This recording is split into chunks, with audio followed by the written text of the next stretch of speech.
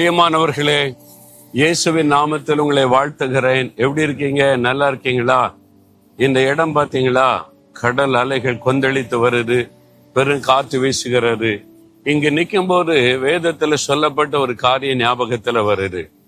பரிசுத்த மார்க் எழுதின சுவிசேஷம் 4ஆம் அதிகாரத்துல ஒரு சம்பவம் எழுதப்பட்டிருக்கிறது.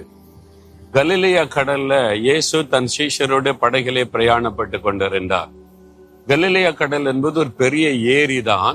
அந்த கடல் மாதிரி பெருசு. சில சமயம் காற்று வீசும் பொழுது அலைகள் கொந்தளித்து எழும்பும். கடல் அலை மாதிரி அலைகள் எழும்பும். பெரிய காற்று வீசும் போது பெரிய ஆபத்து வரும். அதனாலதான் அது கடல் என்று அழைக்கப்படுகிறது. அந்த கடல்ல படகுல சீஷரோட பிரயாணப்படும் போது திடீரென்று பெரும் காற்று வீச ஆரம்பித்தது. அலைகள் கொந்தளிக்க ஆரம்பித்தது. படகு அமிழ்ந்து விடுகிற ஒரு சூழ்நிலை. இந்த மாதிரி ஒரு பெரும் காற்றும் கடல் அலை கொந்தளிக்கிற சூழ்நிலை. இனி அவ்வளவுதான் என்கிற ஆபத்தான சூழ்நிலை. அந்த நேரத்துல இயேசுவை அவங்க கூப்பிடுறாங்க. இயேசு அமைதியாய் நித்திரை பண்ணி இளைப்பாறும் போது கூப்பிடுறாங்க. அவசரப்பட்டு தட்டி எழுப்புறாங்க. இயேசு எழுந்தா, இறையாத அமைதலாருன்னு சொன்னார். காற்று அமைதியாகி விட்டாரு. கடலை பார்த்து அமைதியாயிருன்னு சொன்னார். அலைகள் அமைதியாகி விட்டது. அந்த கொந்தளிப்பு நின்று விட்டது. 39ஆம் வசனத்திலே இதை பார்க்கிறோம். இன்னைக்கு உங்க வாழ்க்கையில ஒரு பெருங்காற்று வீசுகிறது, அலைகள் கொந்தளிக்கிறது. உங்களை அமிழ்த்து விடுவதை போல குடும்பம் கவிழ்ந்து விடுமோ, வியாபாரம் மூழ்கி விடுமோ, என் எதிர்காலம் அழிந்து விடுமோ, என் பிள்ளைகளுடைய வாழ்க்கை அழிந்து விடுமோ. பெரும் காற்று மோதுகிறது, பெரிய அலைகள் கொந்தளித்து வருகிறது. ஆண்டவர் இயேசு எழுந்து நின்று இறையாத அமைதலாருன்னா காற்று அமைதியாரு. ஏன் தெரியுமா?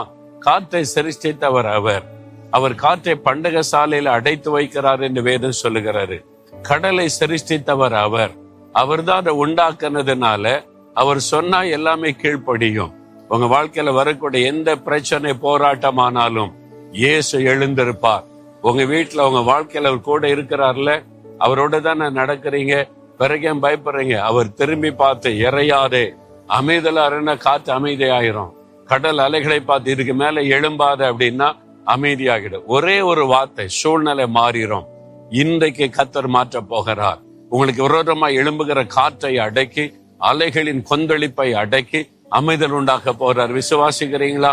அப்படின்னா கரமைத்து சொல்லுங்க, இயேசுவின் நாமத்தினாலே எனக்கு விரோதமா, என் குடும்பத்துக்கு விரோதமா எழும்புகிற காற்றை அமைதல் படுத்துகிற இயேசுவுக்கு ஸ்தோத்திரம். அலைகளை அமைதல் படுத்துகிற தேவனுக்கு ஸ்தோத்திரம். காற்றும் கடலும் அமைதியானதை போல எங்க வாழ்க்கைக்கு விரோதமா எழும்பிக்கிற இந்த கொடிய காற்றும் கடல் அலைகளும் அமைதியாகிறதற்காய் ஸ்தோத்திரம், ஸ்தோத்திரம், ஸ்தோத்திரம். இன்றைக்கு அந்த மாற்றம் வருகிறதற்காய் ஸ்தோத்திரம். இயேசுவின் நாமத்தில் ஜெபிக்கிறோம். ஆமேன், ஆமேன்.